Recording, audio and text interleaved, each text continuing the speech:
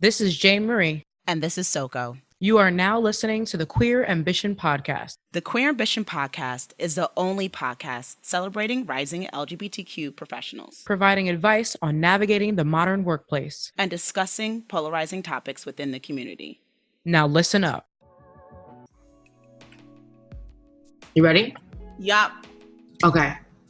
Welcome to the Queer Ambition Podcast. Today we have Amber Hikes. Welcome to the podcast, Amber. Thank you so much. I'm very happy to be here. Appreciate y'all welcoming me and inviting me. Of course. So I'm just going to share the little story with the audience before I go into, why you're here, what you do. So Amber is really attractive, in my opinion. So I started following her on IG. I was like, damn. And then I was like, oh shit, like she's like doing stuff. She's actually making moves. She's not, just a pretty face. And she's like a bigwig, like big time, right? In politics in Philly's popping, especially because Meek is just taking it on the map right now. Also, you guys won the Super Bowl, which whatever. It's a big deal. And also like birthplace of freedom too. So we've been doing this thing since like 1776. So don't try to clown us. Whatever. History is terrible. Slavery. So accurate. Accurate. Amber Hikes is the executive director of the Office of LGBT Affairs. She has also served in community leadership positions at the Attic Youth Center, William Way Community Center, Philadelphia Dyke March, and many other organizations. Amber Hikes is running all things queer in Philly, and we're so happy to have you here with us. Woo! That was a really dope introduction. I appreciate that. Yeah. So how are you today? We're so excited to have you here. Oh, I'm doing great. I get to end my day chatting with y'all, so I'm on cloud nine right now. I'm doing it. Good. All right, so quick overview of the episode for you and the listeners. We're gonna go into our icebreaker questions, and we're now featuring this new game called Mentally Stimulate Me. If you guys never heard of it, Google it, support Black small businesses. And then we're gonna ask, a couple questions to get to know Amber a little bit more, and then we'll go into our topic of the week. All right. So I have some questions that I pulled out from the game. So these questions are always related around bae. Do you have a bae? I do not. Stop lying. You got bae. I don't have a lot of time to date, but I'm seeing a person, but it's new. It's not like a bae. I don't think we would refer to each other as a bae. Okay. I'm also poly, so that's that's different. Yes. Yeah, I'm poly. Yeah. All right. Go ahead. First question. This is gonna be we're gonna start off simple. All right. The one physical quality that must be attractive to you, no matter how good her heart is there? A, teeth. B, skin. C, shape/build. Or D, eyes.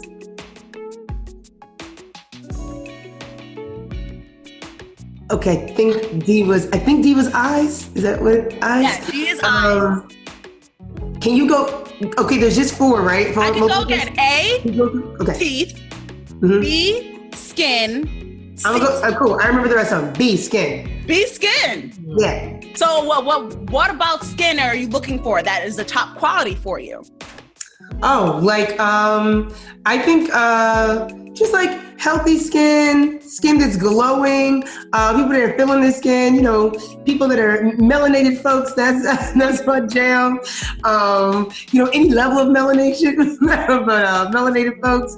So yeah, skin. Okay. I feel like you can tell how people take care of themselves and how they feel about themselves through this. So yeah, I'll say that. Cool. Soko, Marie, how about you? No, Soko, what do you No. Mine is easy. Mine is teeth. Teeth is good. All right. Yeah, you know what? I'm gonna have to go with teeth too. Yeah. But I gotta go with teeth. But Bae could get braces though. I'm fine with Bae having braces. I have braces. My Invisalign is popping. I can some things out. As long as that's what you're working towards. Right. Yeah. You were invested in great teeth. That's right. Wonderful. That's good. That's okay. All right.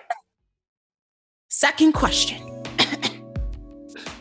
You've been out of work and broke for months. your spouse's ex, so this is your bae's ex, okay, is hiring for a 6-figure position, okay? Their ex can hire you easily.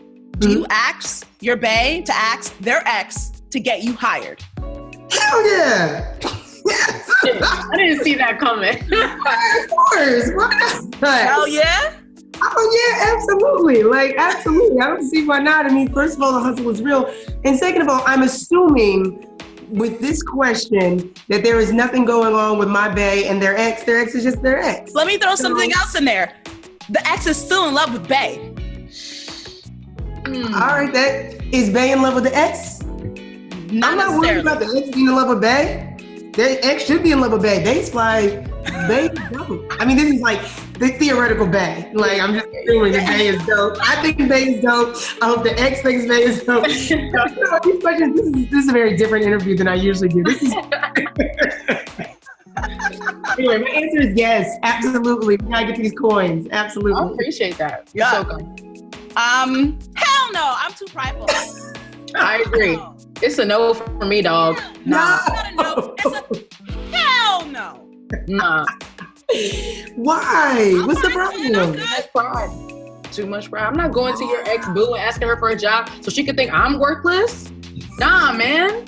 It's 6 figures. Y'all can stop playing. Nope. You've been out of work for months. Y'all got it saved up and stacked up like that? See, I don't know the way my life is going. I don't. Not even. All right. Last question, guys. Ladies. All right. Your spouse is on life support and you find out they spent every dime to your name and they're also pregnant by someone else. What are you doing? And bitch, how did you get pregnant? I have so many follow-up questions. I have so many follow-ups. Wait, are you going to continue to support them? Are you going to say, fuck this, leave it to the family and leave? Or are you going to pull the motherfucking plug? Oh my God. No. First of all, support them with what money? We don't have any money. No, but they're on life support, right? So what do you... Oh, you mean like emotional support them? Yeah. Do I have to go first? Yes. It took a left turn. The whole question took a left turn. I know. Oh, what was the middle answer? Say, give it to their family and say, deal with it and I'm out. Yeah, man, it's gonna have to be the middle one. It's gonna have to be the middle one. Yeah, it's really the baby. I could deal with the spending the finances. I'm assuming that there's a good reason for that, and we can figure that out. Money comes and goes. But the cheating and pregnant, I just have so many follow-up questions. Like, was this on life support? You in a hospital bed? Like, that's impressive. You can't even ask them because they're on life support. So you're just with these thoughts in your head constantly. You know what I mean? With no answers, just questions. I'm out.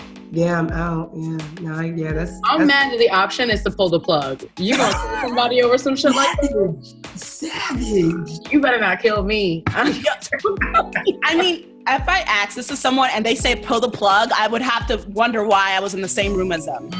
That's a fair point. They gonna kill your ass. Yeah, they gonna kill my ass for less, bruh, for less. That's wild. Was this called mentally stimulate? Yeah, mentally stimulate me. Yep. All right, bet. All right, cool. Well, thank you for making me to this. Remember that. All right, now we have some quick fire questions for you. There are 5 of them. Now, you kind of have like a time limit. Like, it's like the first thing that goes to your head. Don't try to censor yourself. Be as honest as you can. Okay. Okay. Describe yourself in 1 word. Smart. Okay. Wait, why? I get it wrong. Did I get it wrong? No. I'm just curious. Why is that do you think that's one of your standout qualities? I think it's the quality that I appreciate most about myself. I do think, do I get to give like more of a follow-up? Yeah, sure. Yeah, of course. Yeah, I think that to your point, kind of what you were saying before, Jill, I think people look at me, and for a lot of my life, people have assumed certain things about me based on how I look. And I don't really have a ton of control over kind of what my face looks like. I've been blessed with my mama's genes or whatever, but I have a good bit of control over the ideas and the creativity and the intellect that I've been able to craft. So that's something that I'm proud of myself. They say that when you compliment people, compliment them on things that they can control, right? So don't necessarily compliment a person on their legs, like compliment them on their glasses, or the skirt they picked out or something like that. So that's something I take pride in that I've worked and cultivated. So I like that. Compliment people on things they can control. I never thought about it that way. Okay. Okay. Second question. What are you currently working on in your personal and professional life? So start with personal. What are you working on? Oh, man. Self-care. Always working on self-care. This job that I'm doing right now, which I guess we'll talk about in a little bit, is certainly the most stressful job that I've ever done. It's the most all-consuming, specifically because I'm doing this work for my community, so it means a lot to me very personally. And I have not done the best job of kind of striking work-life balance, because all those things are the same thing right now. And so I need to do better at that. So that's what it is personally. Okay. And I have a follow-up question on that personally. You say self-care, which is fantastic. Self-care is so important. Name one thing that you're actively working on that helps with the self-care. So I'm actively, what I actively do is that I go to the gym like 5 days a week, right? That's like the one thing I do. But what I'm working on to increase self-care is actually that I'm trying to get a therapist. I need a queer woman of color therapist that I can talk to. I got a social work background, so I really appreciate the importance of therapy. But I have not prioritized getting a therapist since I moved back, and it's like top priority right now. I have a therapist. She is not a queer woman of color, but I appreciate her. And she's like such an important part of my life right now. Like I wait and I like write things down. I have to talk to her about this. It is important. Yeah. So mental health, I'm here for it. Always. Amazing. Okay. So what about your professional life? What I'm working on professionally. I'm working on a lot of prison initiatives right now. I don't know if that's what you meant, like specifically around that, or just theoretically. But yeah, I would say like a lot of prison initiatives specifically for LGBT people who are incarcerated, and more specifically trans women of color who are incarcerated in Philadelphia prisons. They are the Philadelphia's prisons. The interesting thing is that the policy, the way it looks on paper, is really pretty trans affirmative, but the actual implementation is quite different. And so I'm working arduously on a number of things, mostly making sure that the trans women can be housed according to their gender identity if they choose. But most importantly, I'm working on diversion programs and anything I can do to keep trans women out of prison in the first place. Because I'm this close to being an abolitionist. I'm pretty much an abolitionist, but with my job currently, I don't really have the privilege of being abolitionist. I really do have to work in the system. There are people that call my office every day who are incarcerated right now, and I can't just throw my hands up and say I don't work within the prison industrial complex. I have to do that work. So I'm working pretty hard to make sure that we can keep these women out of prisons, because these are not safe spaces for really anyone, but certainly not the most marginalized folks among us. Wow. And how do you kind of, I feel like, okay, so I have to ask, how do you like lobby for that change though? Yeah, I'll tell you, we do a lot of the work that we do is around education and advocacy in my office. And I will say the vast majority of the agencies that I work with are actually, they're pretty LGBT, they're getting to an LGBT competency, and they're really, at least open-minded. Their cultures are pretty open-minded and even well-meaning. But prison culture is just very different. I mean, and frankly, it has to be.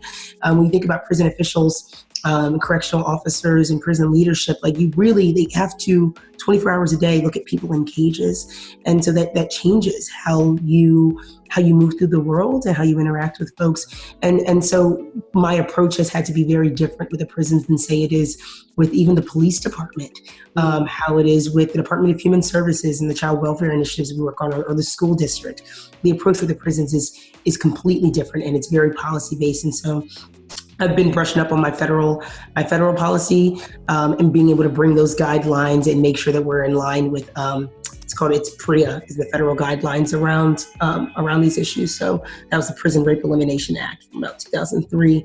And so I'm making sure that they're adhering to those guidelines, and that's helping me because that culture is it's very structured and about the book, and it's about policies. And so if I can make sure to make these policies more trans affirming, then they'll fall in line, and we'll be on the right page. So, but it's a long battle. I think it's awesome to have someone like you, in this position. That it's awesome and amazing. And I don't know what they're doing over here in Jersey, but maybe they can learn a few things from hiring someone like you that actually wants to affect change. So, okay, your third quickfire question: what is your favorite day of the week and why? Oh, bet. Oh, wow. That's the easiest one. I don't know. I'm going back and forth to a bunch of them. You know what? You said knee jerk. So my knee jerk was actually Sunday because brunch. But that was damn, that sounds really basic. And then also Monday comes next. And this is a whole existential crisis over here. But I'm going to go with my original Sunday because of brunch. Okay. That is basic. That's fine, though. Everybody has a little bit of basic in them. I can accept it. What is a STEM? What's a STEM? What is a STEM? When I say STEM, like for my IG, is that what we're referring to? Yeah. The kind of the simple definition is just a cross between a stud and a femme, and I think that pretty accurately. I've been working on better descriptors of it, but that's pretty accurately describes me. I'll be pretty high femme sometimes during the day, and then at night it's totally different, and vice versa. And I just like to fuck with gender and gender expression, and I think that makes for a good time. It keeps things interesting. So, okay, so dapper. She's definitely a dapper. Yeah. I have to ask: do you have any women the way they present that you or men? Do you only date people that present a certain way? Oh God, no, absolutely not. In fact, I prefer that folks kind of switch it up. I think historically I've dated folks that have been more femme presenting, but I think that masculinity is incredibly sexy and it's best worn on a woman, frankly, or non-binary folks. So yeah, absolutely. I'm pretty open when it comes to that. I just like queer people. So I agree. We agree. So there are a lot of people probably out there that have doubted you, but what motivates you? Oh man,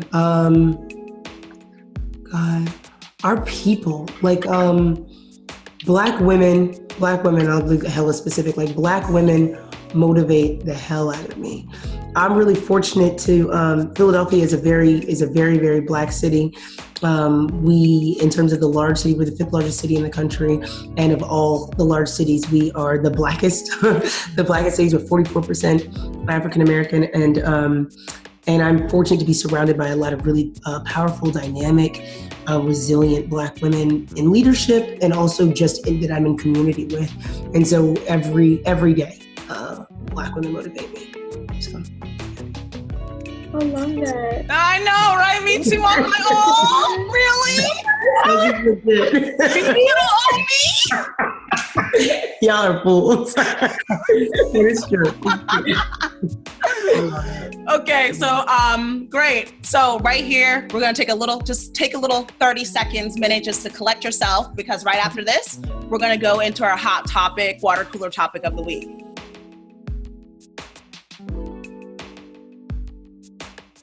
Okay, so we are going into the topic of the week, and the topic of the week is we're going to discuss the LGBT community and how it's segregated in a lot of ways. So we're going to go into that and a little bit about self-segregation. As a community, we always talk about how tight we are and how we stick together, but we're also very separate. We have predominantly white spaces, and then we have predominantly Black spaces.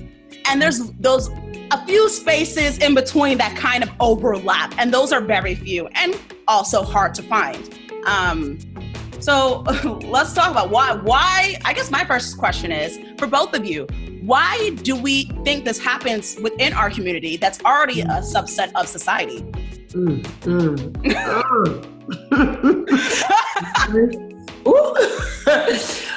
honey. Well, I can speak. I think with white folks, people, is comfortable with like, right? But I think for people of color specifically, it's a self-protective measure, right? We so rarely, white people have the opportunity and the privilege, frankly, to not really have to interact with people of color because we're just like a numerical minority. People of color, we really don't have that privilege or that option. So when we have the opportunity to be around we gravitate to that. I don't really have the option in my professional life, like my 9 to 5, it's not a 9 to 5, it's like a 9 to 9, but I don't have that option to not interact with white folks. But when I'm off the clock and I'm not being paid to interact with white folks, I like to hang out with people that look like me and share my identities, right? And I think that's certainly another portion of it. We could obviously go into like the history of American racism and white supremacy. We can do all that too. But that was a quick, simplistic answer. Yeah. I think personally for me, I agree with you, right? I want to be in a space that accepts me for me, and I don't have to, code switch or act like someone who I'm not. So that's why I do find myself in predominantly Black spaces, LGBTQ spaces, right? But, I'm starting to realize sometimes I try to put myself in those other situations to get myself a little bit uncomfortable because why? To me, it's like unfair to me, right? Because this other subset, they can go in and out wherever as they please, but then I have to choose where I want to be for a fear of judgment. And I don't know. J. Marie? It's funny. I know a lot of, I think more heterosexual women like gravitate towards gay male spaces because in a way it makes them feel like safe somehow. But I actually feel the opposite way. Not to say that I don't feel safe around gay males, but I don't feel welcome all the time within that space.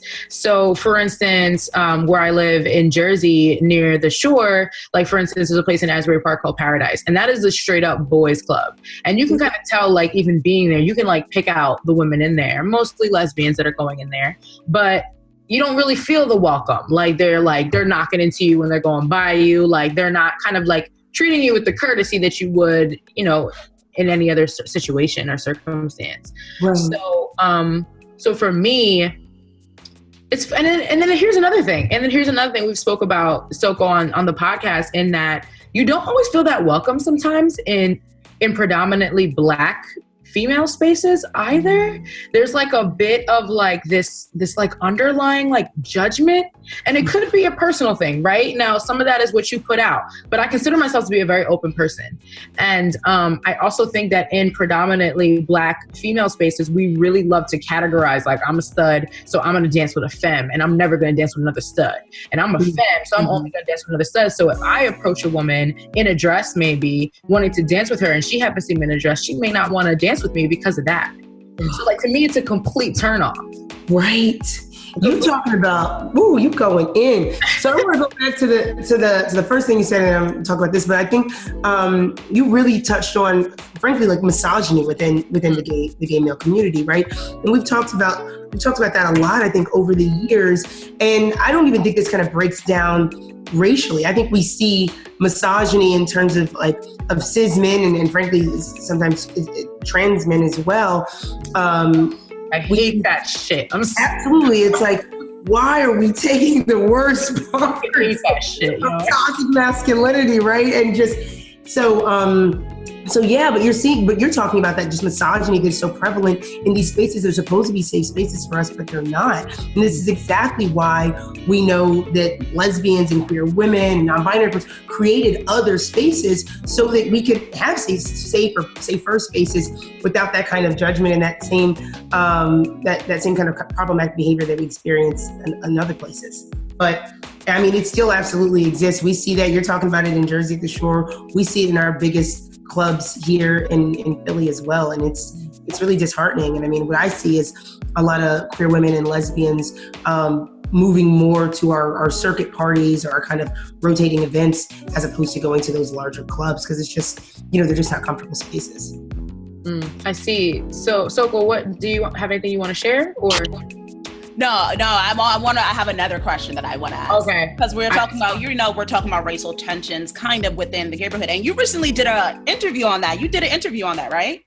Yeah, I do a lot of interviews on racism in the LGBTQ community, but yeah. So for people that are not familiar and that aren't from Philly area, can you talk a little bit about that? Like, how does that look like in Philly, and why is that kind of a main topic for you? So tell them what the neighborhood is, and then go into what's okay. All right, a lot of context. Right. So I'll start by saying, so Philadelphia is obviously one of the oldest cities in the country. And we're actually the first city that has an official neighborhood, like, and termed it as much as rainbow street signs and all that, indicating it. In the LGBTQ community here in Philadelphia has been very active for quite a while. And we actually kind of very proudly note that our LGBT marches and protests actually predate Stonewall by 4 years. So Stonewall was 69. Look, Philly, New York goes back and back. So Stonewall was 69, we were 65, but who's counting? I know. So anyway, so we're really big on our LGBTQ activism, and we've been addressing, again, back to the demographics in Philadelphia, a very Black city, very racially diverse city. We've been talking about racism in the LGBTQ community, and specifically in the neighborhood in Philadelphia, for decades. There was a 1982 report about neighborhood racism that was given to the mayor at that time that documented the same challenges that we see today. And not just in Philadelphia, we see them everywhere, but just a lack of representation in our leadership, in our boards and our organizations, discriminatory dress code policies, some of the stuff that you were talking about as well, JL. And so what we saw in 2016, towards the end of 2016, was this tape that was released of a neighborhood bar owner saying the N-word. He was over and over again saying this and speaking very disparagingly about Black patrons.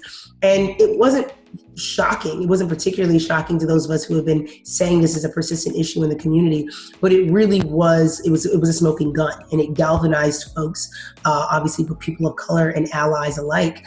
So we had protests, we had resignations and call outs and boycotts, and there was a lot of substantive change that came out of these conversations. But in addition to the substantive change, I wanted to make sure that we had some symbolic markers so that we could remember these conversations that were happening and be able to hold ourselves accountable to continue to create change. And so what people know is, in addition to some of the hearings that we had and community conversations and even policy changes that we were able to initiate in city government, we also created this flag out of my office, and we added Black and brown stripes to the rainbow flag, really as a local initiative. Like, my idea was, we have all these substantive things. I really want this symbolic thing so people in Philadelphia know that these concerns are not going to be ignored or overlooked anymore. The city government's going to take this seriously moving forward. And it accidentally went viral and became a kind of national, international phenomenon.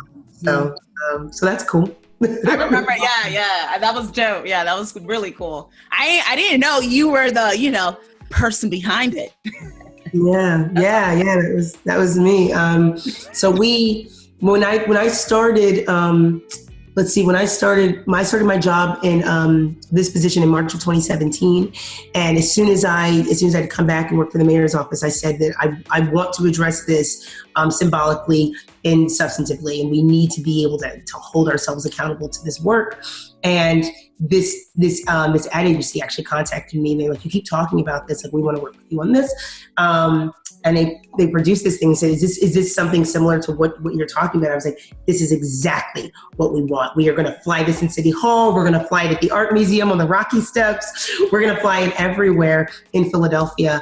And we put the flag up on a Thursday, and then by Friday morning, CNN had picked it up, and I was doing interviews with CNN, and the hate mail came in too, but mostly it was a lot of folks saying, thank you so much for this, and it's long overdue. So what are some of your favorite events to attend? Do you try to attend exclusively Black events, or No. I mean, in my free time, I try to attend a lot of POC events, and that's mostly because that's where I like to be. But also, I like to support Black-owned business and Black-owned Black enterprise. But I attend all kinds of events. I had 3 events tonight before I got on the computer with y'all. So it really depends. Let's see, just this weekend, I was speaking at a Bi Visibility Day event on Sunday. On Saturday night, I was at a Leather Pride event, delivering a proclamation to a Leather Pride community. So, I mean, it's all right before that, I was with some elders who were gay men.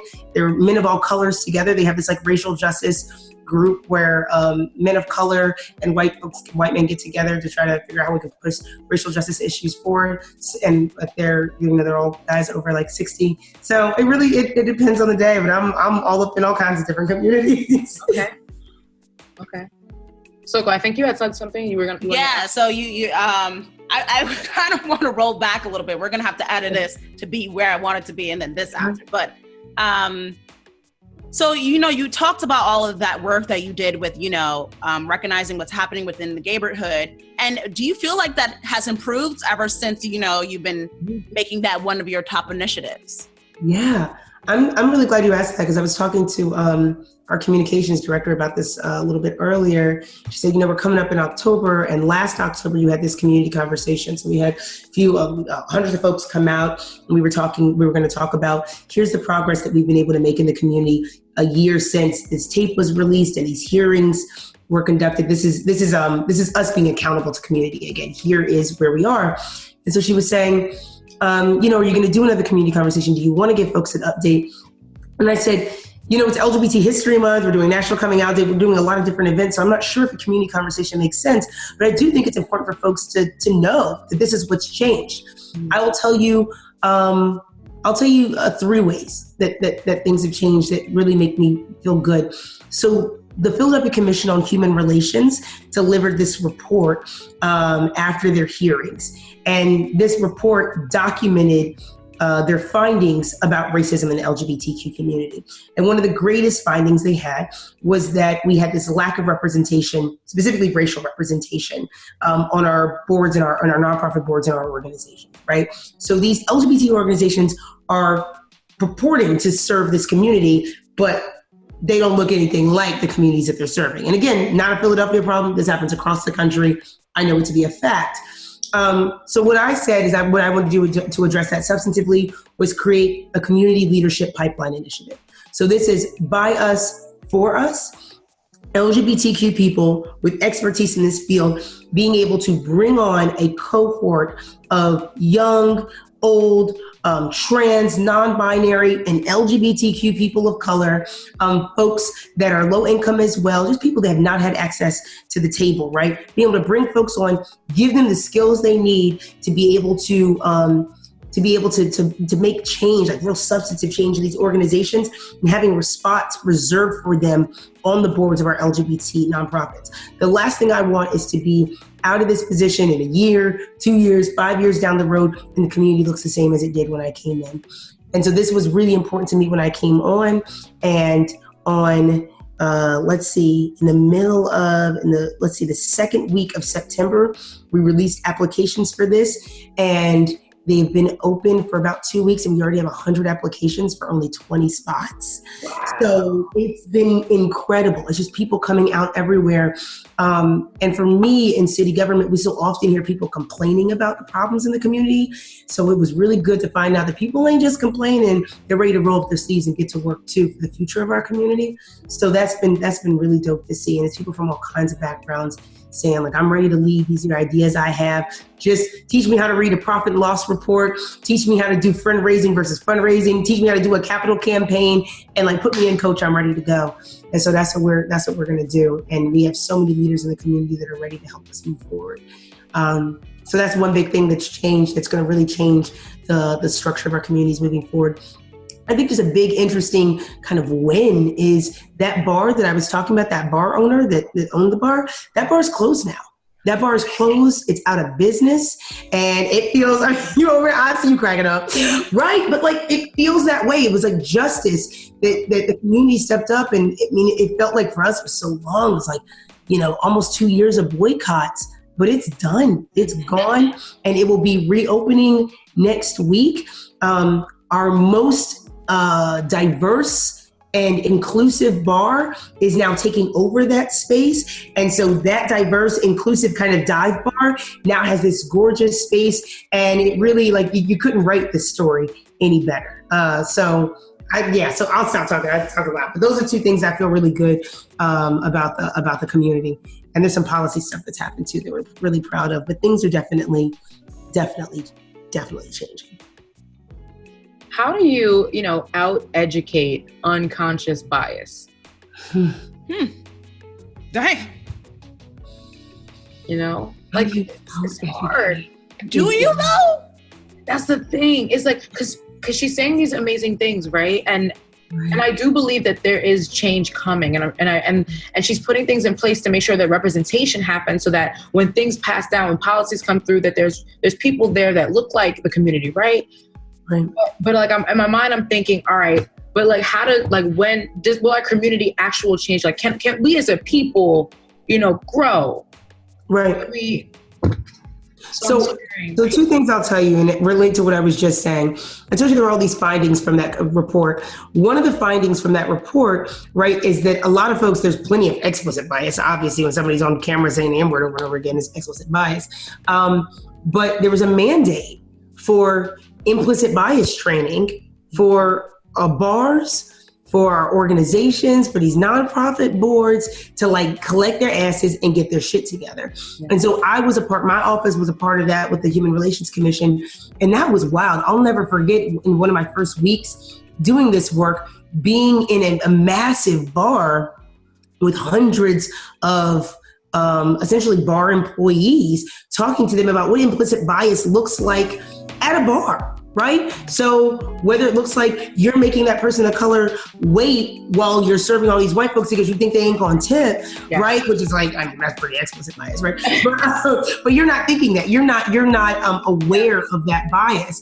And even, it works with ageism as well. There's all kinds of different ways that bias presents itself. So we've done those trainings. We're continuing to do those trainings moving forward. But I think what you're talking about is being able to hold people accountable once they get that, because it has to be a continuing education. So we don't have all the answers, but God, we're trying. But you got to keep having these conversations.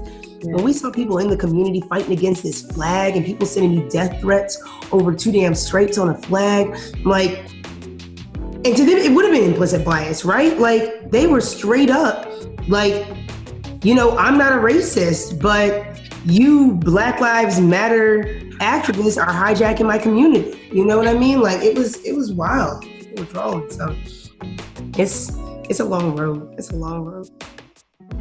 Yeah, I agree. I think it's a long road for America in general in all aspects so.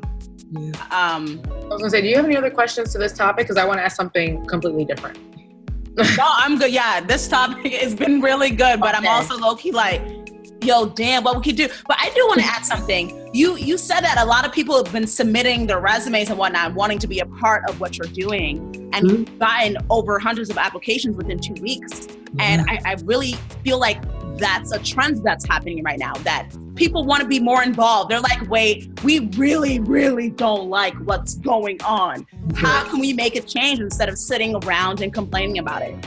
And I'm loving that movement. It's so long overdue. It's so long overdue.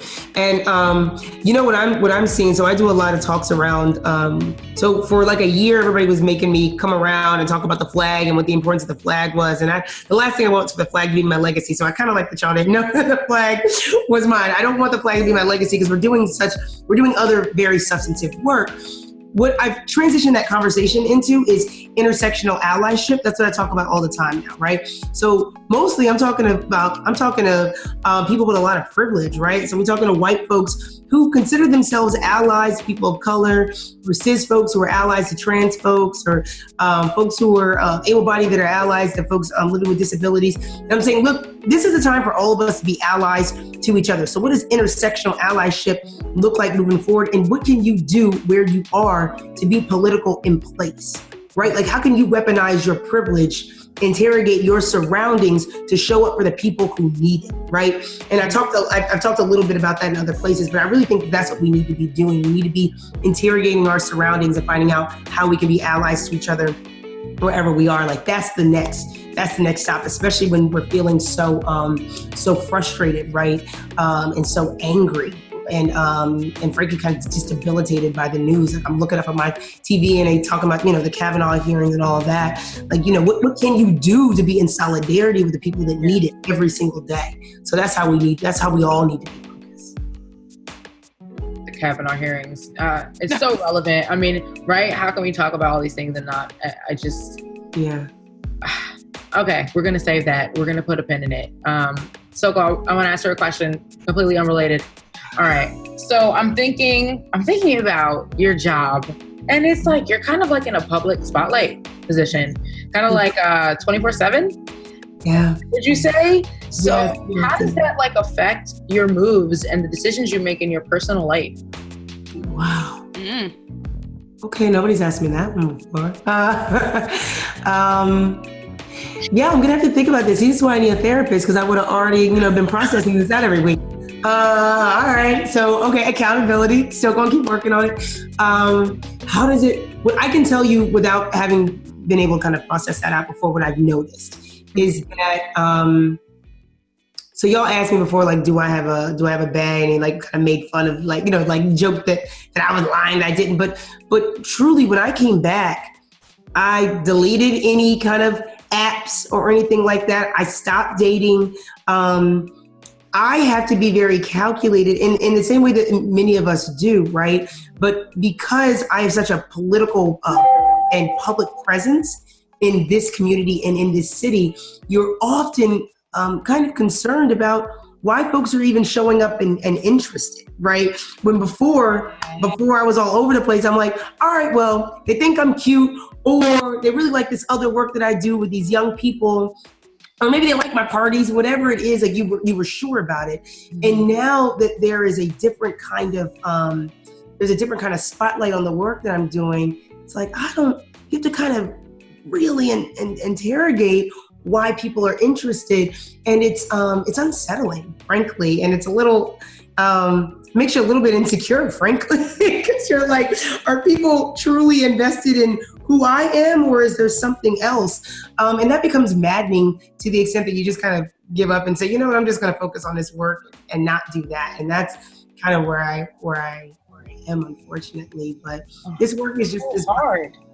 Yeah, it's the best. It's the best way right now. It's also, I work 12, 14-hour days. So I'm not the best partner. I wouldn't be the best partner to anybody right now anyway. So I just that way. All right. Joy, so coming to the close of the interview, tell the audience really quick, what's up next for you? What's up next? So other than getting this leadership pipeline popping, let's see. So it's LGBT History Month, and it is National Coming Out Day that's happening. And so we do a lot of like really intense substantive things. Like we do all kinds of like jail support stuff, and we advocate for trans folks who are in recovery, and we do all kinds of stuff. But every once in a while we like to do kind of fluff nice things. And so we had this really dope idea for National Coming Out Day to have a mass LGBT wedding event that we're gonna do down at City Hall. So it's real cute and like touchy-feely. And so we have Love Park. People know Philadelphia for the love symbol. If people don't know, this is my phone case. I think you can see the love logo. People are familiar with this from kind of around it's around the world now, but we have Love Park where that symbol is, the original symbol is. And we're going to have mass weddings that are going to be there. I'll be there giving some remarks. The mayor will be there. And then we have LGBTQ judges who are going to officiate the wedding ceremonies. And then we're going to have a big reception with like queer DJs and food trucks, like a very Philly thing, photo booths. It's going to be real cute. And just be out loud and out proud for National Coming Out Day, because we're hella queer in Philly and we need a lot more love during these times. So that's what's up. That's what's up next for me. When is the exact day of a National Coming Out Day? Oh, October 11th, every year. October 11th. October 11th. Okay. Yeah, so come out all the time. It's an ongoing process, especially for more femme presenting folks coming out every damn day. So sometimes it feels so. And you said Outfest is next weekend or October? Yes. Outfest is October 7th, and it's the largest National Coming Out Day celebration in the world. And it is a huge in the world. Probably because like there's not a ton of National Coming Out Days. But no, for real, it's like 10,000 people, 10,000 person block party. It is live. It is done. That is so amazing, and I won't be there. That's awesome. Well, I invited you, so let the record show. You did. All right. Also, follow Amber on Dapper_STEM. STEM is STEMME. Right. Get in those DMs. You know what I mean? Maybe you could be a little housewife, whatever you want. Thanks, I appreciate that plug. Thanks. Of course. It's been a pleasure speaking to you. Like, there's so much more that we could have talked about. Maybe we can have you back. I love it. Thank you so much for joining us today. You're so busy, so very busy. I'm so glad. I'm really glad we did this, and it's always nice to kick it with like-minded folks who are about the work. And thank you for y'all doing this. Like, this is a really dope podcast, and I'm excited to see that this is out there for our people. Of course. All right, awesome. Well, thank you for joining us. I hope you have a good one. Go hit the streets. Do what you do.